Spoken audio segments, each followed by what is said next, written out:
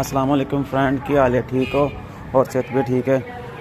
Friend, आप ये सुबह सुबह नाश्ता करते हैं चाय पराठे का? सुबह सुबह नाश्ता कर रहे हैं, दूध लेने जा रहा हूँ। ये देखो, दूध लेने जा रहा हूँ। दूध लेके आके ये पराठे लगे हुए हैं जो मशहूर आजकल लगे हुए हैं, अलकोटा वाले। उनका मशहूर पराठा लगा हुआ है। बड़ी दुकानें पड़ गई हैं इनकी आजकल, ब्रांचें बहुत ज़्यादा हो गई हैं। वो चल रहा है इनका नाम आज।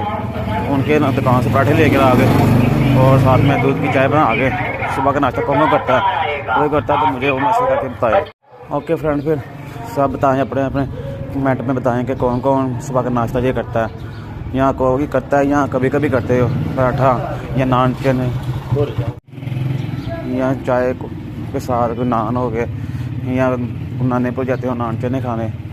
कौन कौन करता है? और सब मुझे कमेंट में बताएं लाजमी, और मेरे चैनल को फॉलो सब्सक्राइब लाजमी करें। Thank you. अपना ख्याल रखना, तो शुक्रिया।